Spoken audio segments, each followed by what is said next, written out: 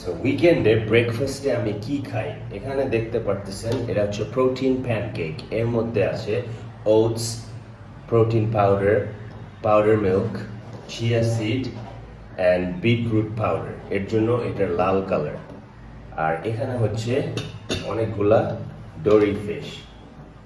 তো আপনারা ভাবতেছেন হ্যাঁ প্রোটিনের অ্যামাউন্ট অনেক বেশি আর এখানেও কার্বস খুবই কম ফাইবার বেশি due to the chia seed and beetroot. So কেন আমি প্রোটিন বেশি খাই? কারণ প্রোটিন হচ্ছে একটা কমপ্লেক্স মলিকিউল যেটা ভাঙতে আরও বেশি ক্যালোরি প্রয়োজন হয়, whereas carbohydrate is polysaccharide. It's a long chain of glucose molecule and it's easier to break down. আর প্রোটিন অনেক কমপ্লেক্স স্ট্রাকচার, অনেকগুলো amino acid alpha helix beta sheets tertiary structure হিসেবে থাকে।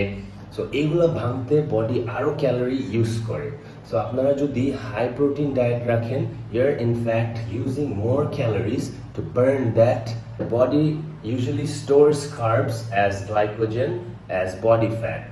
So প্রোটিন বেশি খেলে আরও বেনিফিটস হচ্ছে আপনারা মাসল ম্যাস হোল্ড করতে পারবেন, রিকভারি আরও বেটার হবে, ট্রেনিং ইন্টেন্সিটি বাড়বে। তো প্রোটিনকে অবহেলা করবেন না। C right here